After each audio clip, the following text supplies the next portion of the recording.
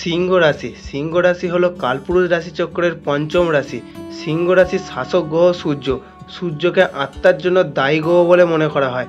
এই সিংহ রাশির জাতক জাতিকারা তাদের জীবনসঙ্গীর প্রতি বেশি সুরক্ষামূলক এবং তারা প্রকাশ্যে ভালোবাসা প্রকাশ করে না।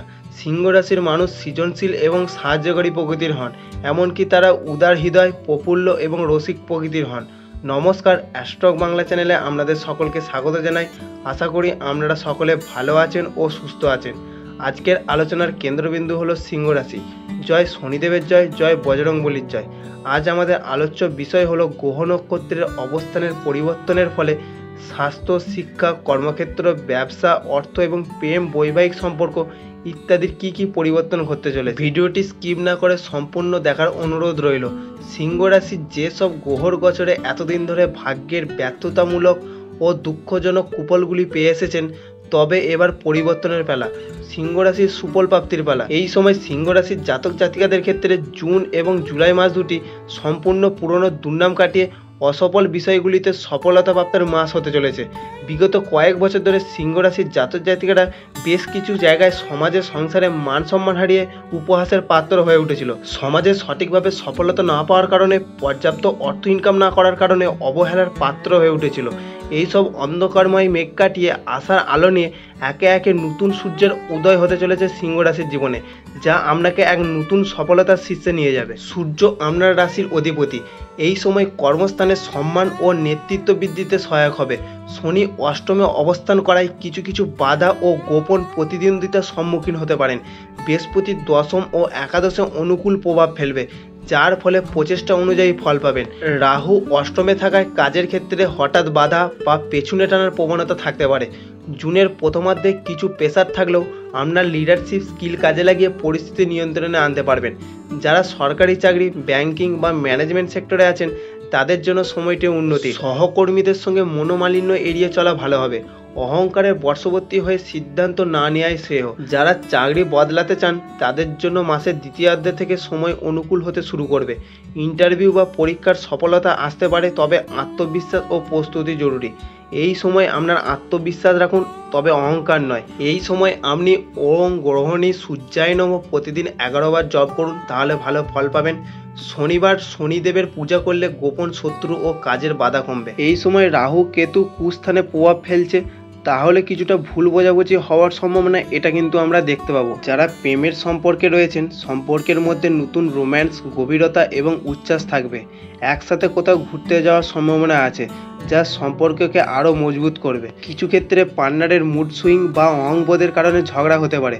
ধৈর্য ধরলে সমস্যার সমাধান সম্ভব। যারা বিবাহিত, দাম্পত্য জীবনে বেশ স্থিতিশীল থাকবে। পার্টনারের সঙ্গে পারিপার্শ্বিক বোঝাপড়া উন্নতি হবে। দাম্পত্য জীবনে নতুন দায়িত্ব আসতে পারে, যেমন সন্তান সম্ভাবনা বা পরিবারের গুরুত্বপূর্ণ সিদ্ধান্ত। তবে জুনের দ্বিতীয় সপ্তাহ থেকে মঙ্গলের প্রভাব কিছুটা জেদ বা মনোমালিন্য সূচনা তৈরি করতে পারে। ওই সময় আপনার কথাবার্তার মধ্যে সংযম থাকা দরকার। জুন মাস সিংহ রাশির ব্যবসায়িক দিকটি মিশ্র ফলাফল আনতে পারে।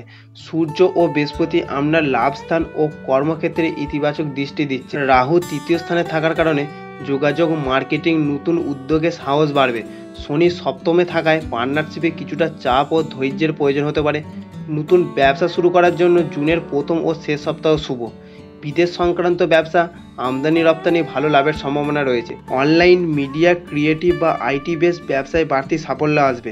পুরনো কোনো বন্ধ বা স্থগিত ব্যবসা আবার শুরু করার সুযোগ আসতে পারে। তবে এই সময় যৌথ ব্যবসা বা পার্টনারশিপে ভুল বোঝাবুঝি হতে পারে। সব কথাবার্তা লিখে রাখুন। জুনের মাঝামাঝি সময়ে কিছু আর্থিক চাপ বা অতিরিক্ত খরচের পরিস্থিতি তৈরি হতে পারে। ঋণ নেওয়ার ক্ষেত্রে সাবধান থাকুন। শনি কেতুর প্রভাব থাকায় ফাঁদে পড়ার আশঙ্কা রয়েছে। জুন মাসে সিংহ রাশির জাতক জাতিকাদের স্বাস্থ্যের দিকে মিশ্র ফলাফল দেখা যাবে। কিছু সময় ভালো থাকলেও মাসের মধ্যভাগ ও শেষ ভাগে শারীরিক মানসিক ক্লান্তি দেখা দিতে পারে। মাসের মধ্যভাগে অর্থাৎ 11 থেকে 20 জুনের মধ্যে সূর্য ও শনির বিশেষ প্রভাবের ফলে উচ্চ রক্তচাপ, মাথা ব্যথা বা হজমের সমস্যা দেখা দিতে পারে। ঘুমের বিঘ্ন ঘটতে পারে, মানসিক চাপ বাড়তে পারে। শেষ ভাগ অর্থাৎ 21 থেকে 30 জুন যারা দীর্ঘদিন ধরে কোনো রোগে ভুগছেন, তাদের একটু সাবধানে থাকতে হবে।